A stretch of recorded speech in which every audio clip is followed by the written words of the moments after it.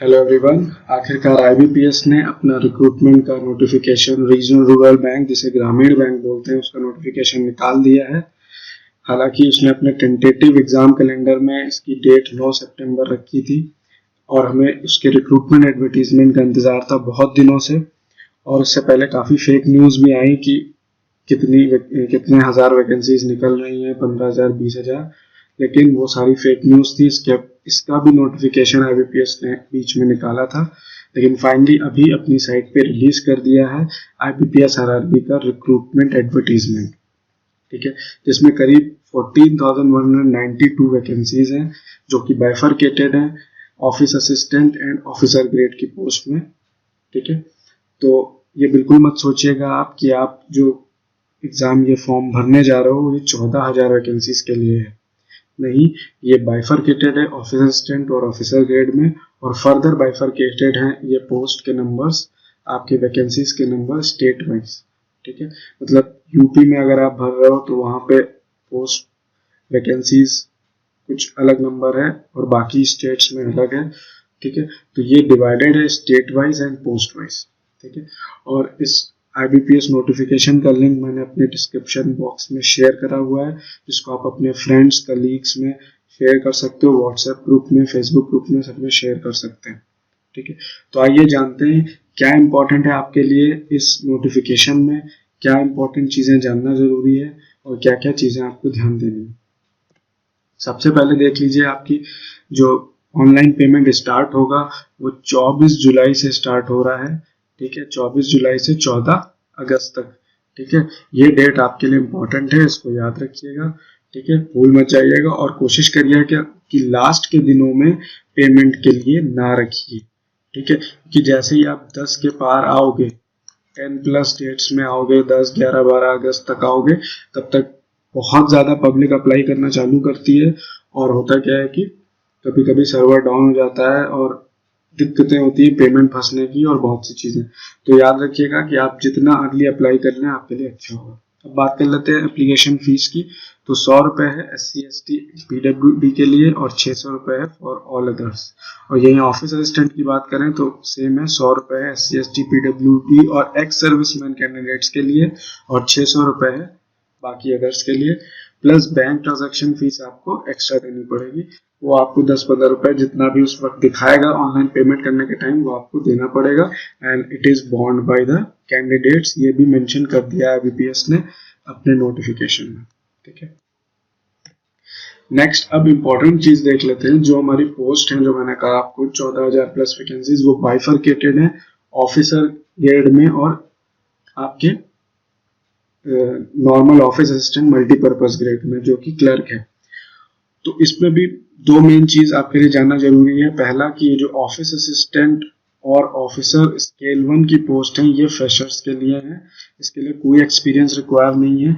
वही officer scale 2 and 3 की जो पोस्ट हैं ये एक्सपीरियंस कैंडिडेट्स के लिए हैं, जिसमें आपको कंसर्न आपकी फील्ड का एक्सपीरियंस रिक्वायर है।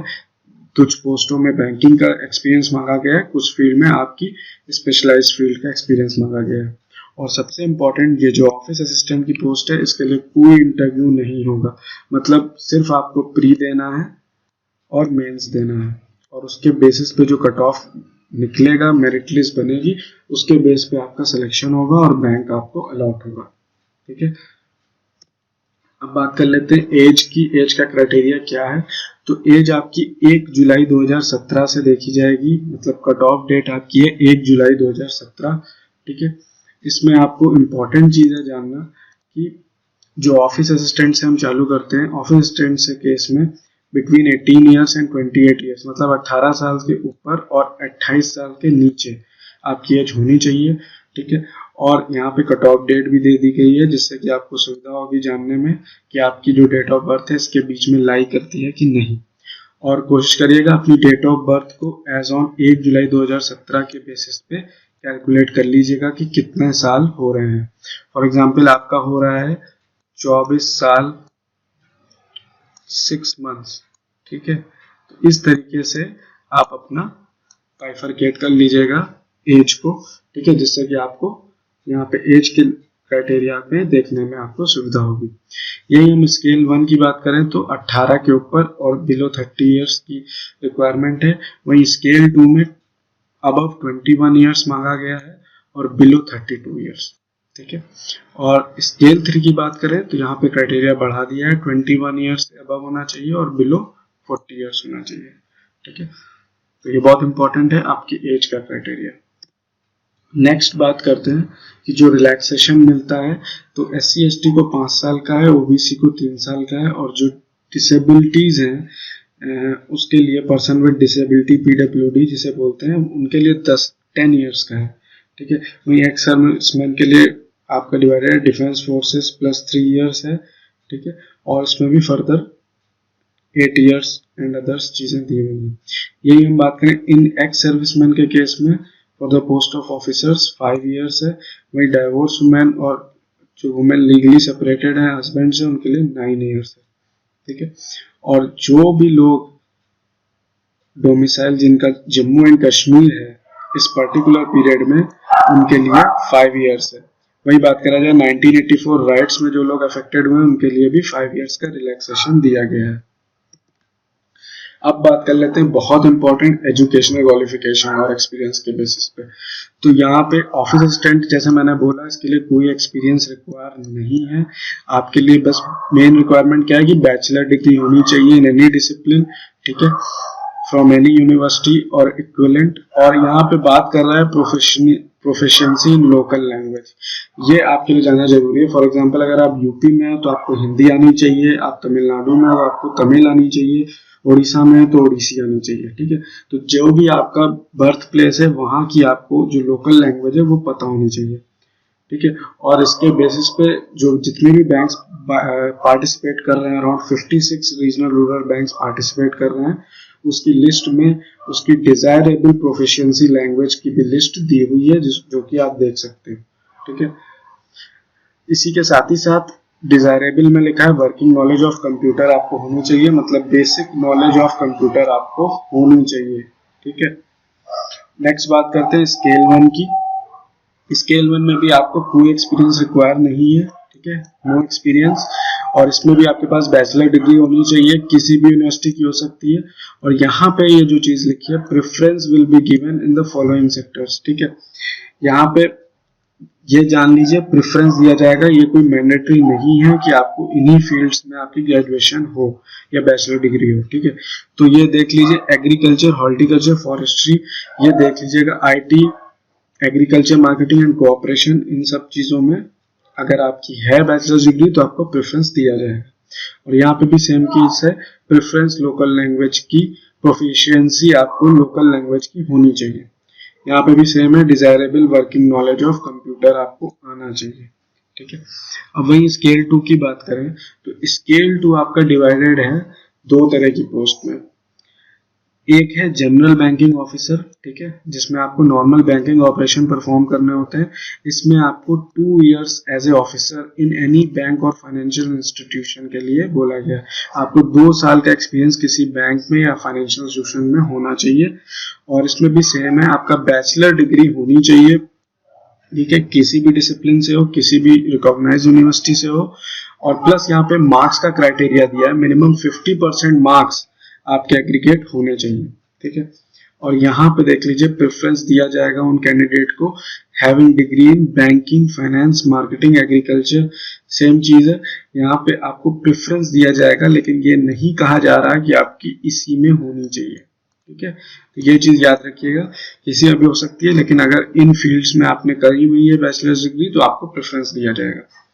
यही स्केल 2 में जो अब दूसरी कैटेगरी है स्पेशलिस्ट ऑफिसर्स की, उसमें देख लीजिए पहला है IT ऑफिसर्स। तो आपकी जो बैचलर्स डिग्री है वो आपकी computer science, electronic communication, IT में होनी चाहिए और मिनिमम 50% मार्क्स होने चाहिए। और इसमें आपको 1 इयर्स का एक्सपीरियंस होना चाहिए, मतलब किसी भी कंपनी में, किसी भी फाइनेंशियल इंस्टीट्यूशन, बैंक में भी हो सकता है, बट ये कोई कंपलसरी नहीं है कि बैंक में ही हो, ठीक है। तो 1 ईयर आपका किसी भी कंपनी में भी मिनिमम एक्सपीरियंस है एज ए सॉफ्टवेयर डेवलपर तो आप अप्लाई कर सकते हो। और सर्टिफिकेट, ये कुछ सर्टिफिकेट्स हैं जो आप देख लीजिए, ये आपके पास डिजायरेबल के केस है, डिजायरेबल यहाँ पे याद रखिएगा, this is not also mandatory. ठीक है, यही चार्टर्ड अकाउंटेंट्स में 1 ईयर एज ए सीए मांगा गया है। नेक्स्ट लॉ ऑफिसर की बात करें तो आपकी डिग्री होनी चाहिए रिकॉग्नाइज यूनिवर्सिटी की लॉ में और मिनिमम 50% मार्क्स बोले गए हैं। ठीक है, इस केस में आपको 2 इयर्स एज ए एडवोकेट और law officer in any bank काम करा होना चाहिए, मिनिमम 2 इयर्स याद रखिएगा। इन ट्रेजरी मैनेजर्स में 1 ईयर का एक्सपीरियंस मांगा गया है। ठीक है, मार्केटिंग ऑफिसर्स में 1 ईयर का आपको मांगा गया एक्सपीरियंस और एग्रीकल्चर के केस में आपको 2 इयर्स का मांगा गया है। अब स्केल 3 की बात करें तो स्केल 3 आपका वही जनरल बैंकिंग ऑफिसर है, जिसमें आपको देख लीजिए स्पेसिफाई कर दिया है कि मिनिमम 5 इयर्स आपका एज एक्सपीरियंस ऑफिसर होना चाहिए किसी भी बैंक में और फाइनेंशियल इंस्टीट्यूशन में। ठीक है, आप कोई स्केल 1 एम्प्लॉय भी हो सकते हो, नॉर्मल पीओ अगर 5 साल से हो आप, ठीक है, स्केल 1 एम्प्लॉय हो तो आप आराम से अप्लाई कर सकते हैं। ठीक है, इसका भी क्राइटेरिया वही है, मिनिमम 50% मार्क्स होने चाहिए और इतनी जो फील्ड्स दी हुई हैं उनको प्रेफरेंस दिया जाएगा। ठीक है, तो ये आपके लिए जानना जरूरी है। नेक्स्ट पार्टिसिपेटिंग आरआरबीज देख लीजिए, जैसे मैंने बोला था इतने आरआरबीज हैं, टोटल 56 आरआरबीज पार्टिसिपेट कर रहे हैं। ठीक है, इसमें से कुछ आरआरबीज की लिस्ट है ये, उसमें देख लीजिए डिजायरेबल लोकल लैंग्वेज लिखी है। फॉर एग्जांपल अगर आप यूपी के हो तो आप आराम से देख पाओगे इलाहाबाद यूपी ग्रामीण जो आपको दिख रहा है उत्तर प्रदेश में, उसकी स्टेट भी यहाँ पे मेंशन्ड है। ठीक है, उसकी स्टेट भी आपको यहाँ पे दी हुई है और इतनी लैंग्वेजेस हैं जिसमें आप किसी में भी प्रोफिशिएंट हो सकते हैं। ठीक है, तो यहाँ से आपके लिए ढूंढना आसान होगा कि कौन कौन सी लैंग्वेज आपके लिए प्रोफिशिएंसी के लिए जरूरी है। अब बात कर लेते हैं सबसे इंपॉर्टेंट पार्ट के लिए कि एग्जामिनेशन का क्या स्ट्रक्चर रहेगा। तो आपका जो एग्जामिनेशन है एक्चुअल में 3 फेजेस में डिवाइडेड है, लेकिन ऑफिस असिस्टेंट के केस में 2 ही फेजेस में डिवाइडेड है, मतलब प्रीलिमिनरी एंड मेंस, जो कि आपका ऑब्जेक्टिव होगा, एमसीक्यू टाइप होगा। ठीक है, तो पहला जो टेस्ट होगा अगर आप ऑफिस असिस्टेंट की बात करें मल्टीपर्पज की, तो इसमें पहला देख लीजिए रीजनिंग है जो 40 नंबर का आएगा।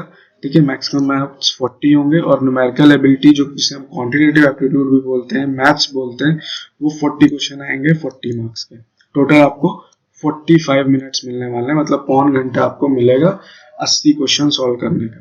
ठीक है, तो आपको ध्यान से पेपर अटेंड करना है, इसका कट ऑफ के बारे में थोड़ा पढ़ लेना है। मैं आपको आगे अपने नेक्स्ट लेक्चर में वीडियो में बताऊंगा कि क्या क्या कट ऑफ पिछली बार गए थे और कैसे आपको प्रिपरेशन करनी होगी। ठीक है, अभी मैं सिर्फ आपको बेसिक स्ट्रक्चर का आइडिया दे रहा हूँ। नेक्स्ट अगर हम बात करें वही स्केल 1 ऑफिसर की बात करें तो इसमें भी प्रिलिमिनरी होगा और यहाँ पे भी सेम है, वही 40 क्वेश्चन रीजनिंग, 40 क्वांटिटेटिव एप्टीट्यूड और वही आपको 45 मिनट्स मिलेंगे। ठीक है, नेक्स्ट अब बात करते हैं मेंस एग्जामिनेशन की। मल्टीपर्पज में जैसे ही आप प्रीलिमिनरी क्रॉस कर लोगे आपको मेंस एग्जामिनेशन फेस करना होगा। ठीक है, इसमें आपका reasoning, numerical ability, general awareness और ये जो 4A और 4B आपको दिख रहे हैं ये आपके पास ऑप्शनल है, मतलब या तो आप इंग्लिश लैंग्वेज ले सकते हो या तो हिंदी लैंग्वेज ले सकते हो। ये जब आप फॉर्म भरोगे, ऑनलाइन फॉर्म भरोगे, तो वहीं पर आपको सेलेक्ट करना होगा कि आपकी प्रेफरेंस कौन सी है, इंग्लिश लैंग्वेज और Hindi language for mains examination. ठीक है, और कंप्यूटर नॉलेज भी आपको देना होगा। और इसमें जो इम्पोर्टेंट चीज है आपके लिए जानना वो ये है कि जो रीजनिंग और न्यूमेरिकल एबिलिटी है इसके क्वेश्चन तो 40-40 होंगे बट इसके मार्क्स 50-50 होंगे। ठीक है, मतलब क्वेश्चन 40 मार्क्स 50। ठीक है, और यही अगर हम बात करें कंप्यूटर नॉलेज की तो इसके हाफ है, मतलब क्वेश्चन 40 है और मार्क्स 20 ही जुड़ेंगे, तो टोटल 200 मार्क्स का पेपर होगा, अराउंड 2 घंटे आपको दिए जाएंगे।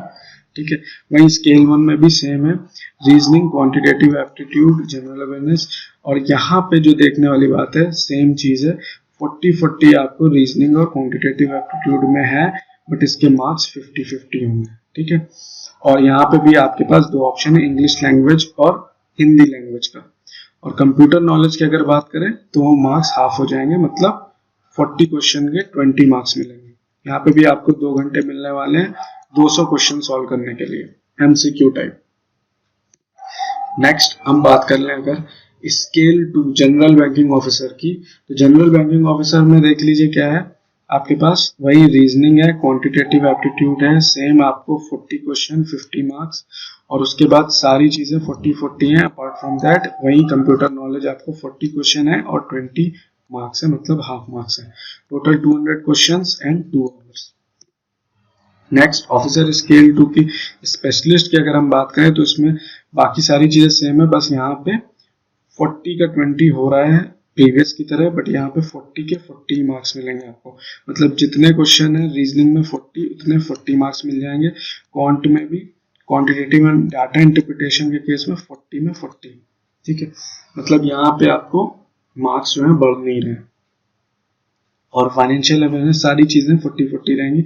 बस यहाँ देख लीजिए आपका जो इंग्लिश लैंग्वेज है, जो 2 ऑप्शन है आपके, इंग्लिश और हिंदी लैंग्वेज, यहाँ पे इंग्लिश और हिंदी लैंग्वेज में आपके देख लीजिए 40 का 20 हो जा रहा है, मतलब हाफ मार्क्स जुड़ेंगे।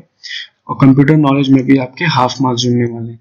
तो यहाँ पे नंबर ऑफ क्वेश्चन आपके ज्यादा हो जा रहे हैं, 240 हो जा रहे हैं, लेकिन मार्क्स आपके 200 ही रहेंगे। और यहाँ पे टाइम आपका बढ़ जाएगा, स्पेशलिस्ट के केस में 2.5 घंटे आपको दिए जाएंगे। यही हम स्केल 3 की अगर बात करें तो यहाँ पे भी सारी चीजें करीब करीब इक्वल है, बट वही चीज है प्रीवियस की तरह कि 40 क्वेश्चन के आपको 50 मार्क्स मिलने वाले हैं। क्वांट में भी आपको 40 क्वेश्चन के 50 मार्क्स मिलने वाले हैं, और कंप्यूटर नॉलेज में 40 के 20 हो जाएंगे, मतलब 200 questions and 2 hours. And same English और हिंदी लैंग्वेज में आपको ऑप्शन मिलेगा।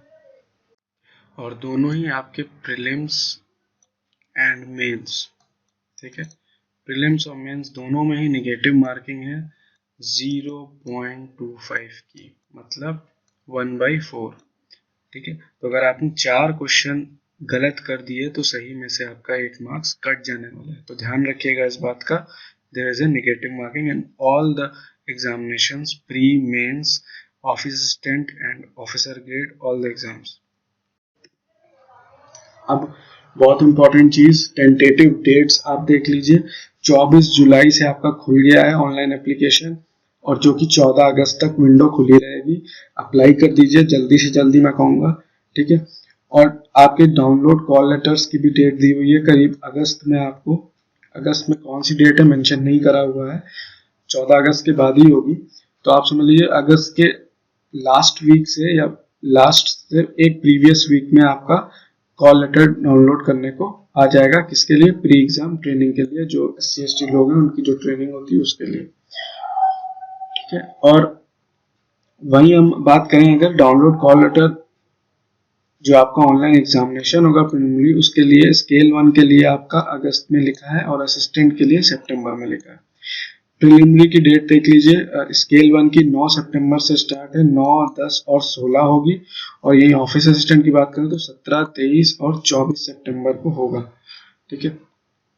तो मोटा मोटी आपका सितंबर मंथ से आपके एग्जामिनेशन स्टार्ट हो रहे हैं प्रीलिमिनरी के, और रिजल्ट भी आपका करीब अक्टूबर में आ जाएगा, दोनों का ही, ठीक है। और जिसका आप कॉल लेटर है मेंस का डाउनलोड कर पाएंगे, ऑफिसर स्केल 1 एंड 2 एंड 3 सभी का अक्टूबर में, और असिस्टेंट का कर पाएंगे नवंबर में, ठीक है। मेंस एग्जामिनेशन और जो सिंगल स्केल 3 की बात करें, स्केल 3 और स्केल 2 की बात करें तो उस केस में देख लीजिए आपका ऑफिस असिस्टेंट के केस में 12 नवंबर डेट है ऑनलाइन एग्जामिनेशन की मेंस की, और ऑफिसर्स की 5 नवंबर है, ठीक है। डिक्लेरेशन रिजल्ट भी आपका नवंबर तक हो जाएगा मेंस का, और कॉल लेटर का इंटरव्यू का कॉल लेटर डाउनलोड करने का आपको दिसंबर को मिलेगा, और इंटरव्यू भी आपका दिसंबर में हो जाएगा। और फाइनल आपका पूरा प्रोसीजर जो है ऑफिस असिस्टेंट और ऑफिसर का जनवरी 18 में खत्म, मतलब प्रोविजनल अलॉटमेंट आपका जनवरी 2018 में हो जाएगा। बहुत स्पीडी प्रोसेस है, तो आपको अपनी तैयारी तेजी से स्टार्ट कर देनी चाहिए।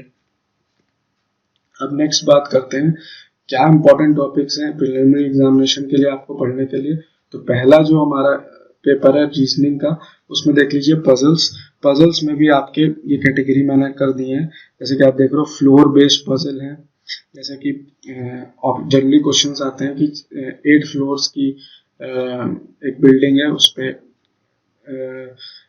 एक आदमी सेकंड पे रहता है, ऑड नंबर पे रहता है, इवन नंबर पे रहता है। इस तरह से पजल रहती है, उसको आपको सजाना होता है और सॉल्व करना होता है। तो फ्लोर बेस्ड पजल जनरली पूछी जाती है, बॉक्स बेस्ड पजल पूछी जाती है, सर्कुलर सेटिंग अरेंजमेंट और लीनियर सेटिंग अरेंजमेंट भी आता है, और इसमें कभी कभी स्क्वायर भी पूछ लेते हैं, स्क्वायर सेटिंग अरेंजमेंट, तो उसकी भी आपको प्रैक्टिस करनी होगी। और days in a week, for example ये आपको आता है वीक्स में कोई आदमी कोई लेक्चर आदमी अटेंड करता है, मंडे को कोई अटेंड करता है, साइंस का लेक्चर अटेंड करता है ट्यूसडे को। इस तरीके से आपको पूरे वीक में कौन सा लेक्चर कब अटेंड करता है वो सजाना होता है, ठीक है। ये इस तरह के भी आपको पजल सॉल्व करने होंगे। और कुछ होते हैं मिसलेनियस, जैसे कि आपको दिया रहता है ये बंदा हॉकी खेलता है, इतने बंदे हॉकी खेलते हैं, आउट ऑफ दिस इतने बंदे क्रिकेट खेलते हैं। इस तरीके से जो आपकी मिसलेनियस पजल्स होती हैं वो भी आपको प्रैक्टिस करनी होंगी। वहीं हम बात करें सिलोजिज्म, भी एक इम्पॉर्टेंट टॉपिक है, ये भी इसके भी क्वेश्चंस आते हैं, ब्लड रिलेशन के क्वेश्चन आते हैं, इनइक्वालिटी आती है, if m is greater than n then n is greater than s, इस तरह के क्वेश्चन जो होते हैं वो भी पूछे जाते हैं। कोडिंग डिकोडिंग में भी आपका क्वेश्चंस आते हैं। इसमें आपके दो तरह से बाइफरकेटेड है ये कोडिंग डिकोडिंग में बता दूं। अगर आप असिस्टेंट का एग्जाम देने जा रहे हो तो उसमें एक सीरीज दी गई होती है नंबर्स और अल्फाबेट्स और सिंबल्स की, उसमें आपको उसके कोड्स दिए रहते हैं और आपको नंबर और एक स्ट्रिंग दे दी जाती है, और उस नंबर स्ट्रिंग के अकॉर्डिंगली आपको बताना होता है, उसकी कोडिंग करनी होती है, ठीक है। और वहीं हम स्केल 1 की बात करें अगर, तो उसके कोडिंग डिकोडिंग में कुछ वर्ड्स की कोडिंग दी होती है नंबर्स में, कुछ नंबर्स की होती है वर्ड्स में, और कुछ वर्ड्स की वर्ड्स में कोडिंग होती है, उसको आपको डिकोड करना होता है दूसरे वर्ड्स में, ठीक है। तो ये कुछ इंपॉर्टेंट टॉपिक्स हैं जो आपको प्रैक्टिस करने ही करने होंगे प्रिलिमिनरी एग्जाम्स के लिए, ठीक है। अगर आपने इतने टॉपिक्स की अच्छे से प्रैक्टिस कर ली, क्वेश्चंस लगा लिए, मॉक टेस्ट लगा लिए, तो आपकी रीजनिंग रेडी हो जाएगी। नेक्स्ट बात करते हैं आरआरबी प्रीलिम्स में न्यूमेरिकल एप्टीट्यूड और क्वांटिटेटिव एप्टीट्यूड के लिए। न्यूमेरिकल में बोल रहा हूँ असिस्टेंट के लिए और क्वांटिटेटिव बोल रहा हूँ स्केल 1 के लिए। तो अगर न्यूमेरिकल की बात करें तो नंबर सीरीज जो होती है, आपको एक सीरीज दी होती है और उसमें नेक्स्ट आइटम नेक्स्ट नंबर बताना होता है प्रिडिक्ट करके, जो क्या उसमें लॉजिक चल रहा है उसके बेसिस पे। तो वो क्वेश्चन आते हैं, करीब 5 क्वेश्चन आ जाते हैं उससे, ठीक है। वहीं सिंप्लीफिकेशन अप्रोक्सीमेशन में करीब 5 से 10 क्वेश्चन आते हैं, ठीक है, जिसमें आपको सिंप्लीफाई करना होता है, रूट्स के, पावर्स के क्वेश्चन, पॉइंट्स के क्वेश्चन, अप्रोक्सीमेशन करना होता है, अप्रोक्सीमेट निकालना होता है, ठीक है। प्रॉफिट एंड लॉस के क्वेश्चन आते हैं, बहुत इंपॉर्टेंट चैप्टर है profit and loss, partnership, time and work, ठीक है, simple and compound interest, average, speed and distance और डाटा इंटरप्रिटेशन, ठीक है। और डाटा इंटरप्रिटेशन में भी आपके काफी बाइफरकेशन है। अगर आप असिस्टेंट का देने जा रहे हो तो आपको सिंपल, आप अगर बार ग्राफ और pie chart, tables, normal single वाले पढ़ लोगे तो काम चल जाएगा, वो उससे आपको क्वेश्चन मिल जाएगा। लेकिन अगर आप स्केल 1 का देने जा रहे हो ऑफिसर लेवल का, तो उस केस में आपको डबल वाले भी लगाने होंगे, मतलब सिंगल वाले भी आते हैं और डबल पाई चार्ट या मिक्स पाई चार्ट कह लीजिए। मिक्स का मतलब हो गया पाई चार्ट के साथ टेबल, पाई चार्ट के साथ बार ग्राफ, इस तरीके के क्वेश्चन भी प्रैक्टिस करने होंगे। नेक्स्ट हम बात करते हैं, अगर हम मेंस में आए तो इंग्लिश में आपको क्या इंपॉर्टेंट है। इंग्लिश में अगर मैं बात करूं तो क्लोज टेस्ट आता है आपका, जिसमें एक पैराग्राफ दिया रहता है और बीच बीच में फिल इन द ब्लैंक्स होते हैं और नीचे आपके ऑप्शंस होते हैं, आपको अप्रोप्रिएट ऑप्शन सेलेक्ट करना होता है, ठीक है। इसके लिए आपको आपकी रीडिंग स्किल्स बहुत अच्छी होनी चाहिए, ठीक है, तभी आप इसको सॉल्व कर पाओगे। आपको प्रेपोजिशन की अच्छी नॉलेज होनी चाहिए, एडवर्ब, एडजेक्टिव्स, इन सब की वोकैबुलरी, इन सब की नॉलेज अच्छी होनी चाहिए क्लोज टेस्ट को सॉल्व करने के लिए। वही रीडिंग कंप्रीहेंशन होता है, एक पैसेज दिया होता है, उस पर बेस्ड क्वेश्चंस होते हैं, वो सॉल्व करना होता है। Fill in the blanks single भी आते हैं, डबल भी आते हैं, ठीक है। जम्बल्ड सेंटेंसेस होते हैं, ठीक है। स्पॉट द एरर्स होता है और सेंटेंस करेक्शन, ठीक है। आज के टाइम पे sentence correction, spot the errors के नंबर बढ़ा दिए, मतलब अराउंड 10 क्वेश्चन सिर्फ स्पॉट द एरर्स के होते हैं। तो इस टॉपिक्स को आपको ज्यादा ध्यान देना होगा और ये पूरा ग्रामेटिकल पार्ट है। अगर आपकी ग्रामर अच्छी है तो आप इसमें एक्सेल कर लोगे, अच्छा कर लोगे, ठीक है। इसके लिए एक बुक भी मैं आपको सजेस्ट कर सकता हूँ जो हम एकदम अपने प्रीलिमिनरी स्टडीज में पढ़ते थे, रनिंग मार्टिन की किताब है, उसको आप ले सकते हो। उससे आपके बेसिक्स जो है ग्रामर के क्लियर हो जाएंगे और खास तौर पे स्पॉट द एरर्स के आप basic basic question at least solve कर पाओगे, क्योंकि जब आप बेसिक सॉल्व कर पाओगे तभी आप एडवांस लेवल के क्वेश्चंस भी सॉल्व कर पाओगे, कॉम्प्लेक्स सेंटेंसेस को भी सॉल्व कर पाओगे। नेक्स्ट हम बात कर लेते हैं जनरल अवेयरनेस। ठीक है, जनरल अवेयरनेस बहुत इंपॉर्टेंट रोल प्ले करता है आपके आरआरबी में, जो आपका मेंस का कट ऑफ है उसको बढ़ाने में, ओवरऑल कट ऑफ बढ़ाने में। ठीक है, इसमें सबसे इंपॉर्टेंट है आपको न्यूज़पेपर रीडिंग स्टार्ट कर देनी है। ठीक है, मैं कह रहा हूँ आज से ही आप न्यूज़पेपर रीडिंग स्टार्ट कर दीजिए। आपके पास दो ऑप्शन है, या तो आप द हिंदू से भी स्टार्ट कर सकते हैं, या फिर टाइम्स ऑफ इंडिया, या फिर इंडियन एक्सप्रेस, और भी आप एक थर्ड चॉइस ले सकते हो।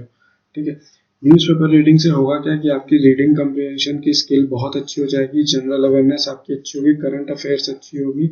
ठीक है, और सबसे इंपॉर्टेंट चीज क्लोज टेस्ट के भी क्वेश्चन आप अगर रीड करते हो रेगुलरली तो कुछ जो एक ऑटोमेटिकली क्वेश्चंस होते हैं वो आप क्लोज टेस्ट के आराम से सॉल्व कर लोगे।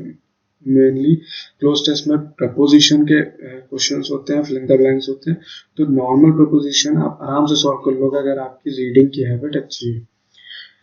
नेक्स्ट अगर हम बात करें, आपको रीजनल रूरल बैंक की नॉलेज होनी चाहिए, उसके एक्ट के बारे में पता होना चाहिए, रीजनल रूरल बैंक का कौन रेगुलेटर है, उसके क्या फंक्शंस है, रीजनल रूरल बैंक के क्या फंक्शंस है, क्या हिस्ट्री है, ये सारी चीज़ें आपको पता होनी चाहिए। स्पॉन्सरशिप क्या है, स्टेट गवर्नमेंट, सेंट्रल गवर्नमेंट, इनका कितना कंट्रीब्यूशन रहता है आरआरबीज में, टोटल कितने आरआरबीज फंक्शनिंग कर रहे हैं बैंकिंग सेक्टर में इंडिया में, ये आपको थोड़ा देखना होगा।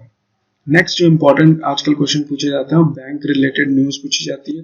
कोई अगर न्यू प्रोडक्ट किसी बैंक ने लॉन्च करा है, कोई नई ऐप लॉन्च करी है, उसके बारे में आपको रेगुलरली पढ़ते रहना होगा, क्योंकि वो बीच बीच में क्वेश्चंस पूछ ले जाते हैं। आरबीआई से रिलेटेड कोई न्यूज़ है, कोई इंपॉर्टेंट गाइडलाइन है, कोई इंपॉर्टेंट रिस्ट्रिक्शन अगर पुट करा है आरबीआई ने, वो सारी चीज़ें आपके लिए इंपॉर्टेंट है। मॉनेटरी पॉलिसी अगर लॉन्च करी है, उसके कुछ की पॉइंट्स आपको पढ़ लेने होंगे। ठीक है, तो वो आपके लिए इंपॉर्टेंट है। हमारे प्राइम मिनिस्टर मोदी जी जितनी भी कंट्रीज विजिट कर रहे हैं हाल ही में, 3 to 4 मंथ्स, आपको जो इसमें करंट अफेयर पढ़नी है 3 to 4 मंथ्स की पढ़नी है, याद रखिएगा। तो अराउंड आप अगर सितंबर में देने जा रहे हो तो एटलीस्ट आप जो पीएम मोदी की विजिटेड कंट्रीज हैं वो 4 से 5 मंथ्स की, 3 to 4 मंथ्स की, 3 से 5 मंथ्स में बोलूँगा, आप पढ़ सकते हैं कौन कौन सी कंट्रीज में उन्होंने विजिट करा, क्या क्या इंपॉर्टेंट एग्रीमेंट्स सैंक्शन करे हैं। नेक्स्ट जो इंपॉर्टेंट चीज़ है, गवर्नमेंट स्पॉन्सर्ड स्कीम्स आप पढ़ लीजिए, जैसे कि स्टार्टअप स्कीम है, स्टैंड अप इंडिया है, ठीक है, दीनदयाल अंत्योदय योजना, इस तरह की जितनी भी योजनाएं हैं, गवर्नमेंट स्कीम्स हैं, उनमें कोई इंपॉर्टेंट चेंजेस हुए हैं या कोई एकदम नई स्कीम इसी साल लॉन्च हुई है। ठीक है, ये इंपॉर्टेंट जो जितनी स्कीम्स हैं उनके बारे में की पॉइंट्स जरूर पढ़ लीजिएगा, वो भी पूछी जाती है। करंट अफेयर जैसा मैंने कहा 3 से 4 मंथ के नेशनल एंड इंटरनेशनल अफेयर्स आप पढ़ लीजिए ज़रूर से। स्पोर्ट पढ़ लीजिए, अगर कोई इम्पोर्टेंट स्पोर्ट इवेंट्स हो रहा है, जैसे वर्ल्ड कप हो रहा है क्रिकेट में, वुमेन्स का हाल ही में भी हुआ है, उसके बारे में पढ़ लीजिए। फुटबॉल का कोई इम्पोर्टेंट इवेंट हुआ है, इंटरनेशनल लेवल का वर्ल्ड कप हुआ है, ठीक है, बैडमिंटन हो गया, लॉन टेनिस का हो गया कि आपका विंबलडन अगर हाल ही में हुआ है, हाल ही नहीं, इसको तो आप विंबलडन लॉन टेनिस के केस में आप Wimbledon, Australian open, US open जरूर से पढ़ लीजिए, इनमें कौन कौन से विजेता हुए हैं उनके बारे में। नेक्स्ट साइंस एंड टेक्नोलॉजी की अगर हम बात करें तो इम्पोर्टेंट कोई मिसाइल अगर लॉन्च करी है डीआरडीओ ने, कोई इम्पोर्टेंट सैटेलाइट लॉन्च करी है जिसकी बहुत इंपॉर्टेंट नेशनल इंपॉर्टेंस है, ठीक है, अगर कोई इंपॉर्टेंट सैटेलाइट लॉन्च करी है इसरो ने, उसके बारे में पढ़ लीजिए, उसके की पॉइंट्स पढ़ लीजिए, वो भी पूछे जाते हैं। और last but not the least, important banking terms, ये बहुत इंपॉर्टेंट है, इनके बारे में क्वेश्चंस आपको मैक्सिमम मिलेंगे, मतलब 40 में आपको मान लीजिए 10 क्वेश्चन मिलने वाले हैं बैंकिंग से, ठीक है, क्योंकि आप बैंक के सेक्टर का ही एग्जाम दे रहे हो, तो ये ऑब्वियस है आपको बैंकिंग के क्वेश्चंस, बैंकिंग की नॉलेज, बैंकिंग के टर्म्स की नॉलेज अच्छी होनी चाहिए। जैसा कि ये देखिए हाल कुछ लिखा है, CRR, LAF, SLR, bank rate, ये सब चीज़ें क्या होती हैं, इनकी क्या इंपॉर्टेंस है, इकोनॉमी में इनका क्या इफेक्ट है, किसी रेट को आरबीआई बढ़ा देती है अगर CRR को तो उसका इफेक्ट क्या बढ़ता है, इन्फ्लेशन क्या चीज़ होती है, कुछ इकोनॉमिक टर्म्स की भी आपको अच्छी नॉलेज होनी चाहिए, वो सारे टर्म्स भी आप पढ़ते रहिए, ठीक है। और साथ ही में कंप्यूटर में आपको क्या पढ़ना है क्या नहीं पढ़ना है उसकी मैं सेपरेट एक वीडियो बनाऊंगा, वो आप देखिएगा। उसमें मैं टॉपिक्स कवर करूंगा कि कंप्यूटर के लिए आपके लिए क्या इंपॉर्टेंट है, क्या आप पढ़ के जाओ, ठीक है। तब तक के लिए मैं आपको यही कहूंगा कि आप न्यूज़पेपर रीड करते रहिए, ठीक है, और रीजनिंग की और क्वांट की अच्छे से प्रैक्टिस करते रहिए। कोई अच्छी सी किताब खरीद लीजिए मॉक टेस्ट की, ठीक है, जिसमें आपके प्रैक्टिस सेट हो, ठीक है। 2-3 किताबों के नाम मैं बता सकता हूँ आपको। किरण प्रकाशन की IBPS प्री की ऑफिस असिस्टेंट की किताब है, उसको आप लगा सकते हो। और ऑफिसर के लिए भी स्केल 1 के लिए भी किताब आती है किरण प्रकाशन की, जिसमें प्रीलिमिनरी एग्जाम के सेट्स होते हैं, उसको भी आप लगा सकते हैं, ठीक है। उसको किताब को लगाने से क्या होगा, जब आप पेपर लगाओगे तो आपको आइडिया होगा किस तरह के क्वेश्चन आते हैं। और सबसे बेस्ट होगा कि आप प्रीवियस ईयर के क्वेश्चंस जरूर लगाएं। IBPS IRB के जितने भी प्रीवियस ईयर के क्वेश्चन है 2007 से लेकर 2016 तक, वो एक बार जरूर देख डालिए। उनका क्वेश्चंस का क्या पैटर्न है, कैसे कैसे आते हैं, उससे आपको बहुत हेल्प मिलेगी। तब तक के लिए थैंक यू। हमारे चैनल से जुड़े रहिए, बैंकिंग सूत्र उसको सब्सक्राइब कर लीजिए। जितनी भी बैंक की इंपॉर्टेंट अपडेट्स हैं, नोटिफिकेशन है, रिक्रूटमेंट एडवर्टीजमेंट है, हम आपसे शेयर करते रहेंगे। और आप हमसे कनेक्ट हो सकते हैं हमारे फेसबुक पेज बैंकिंग सूत्र से भी। Thank you.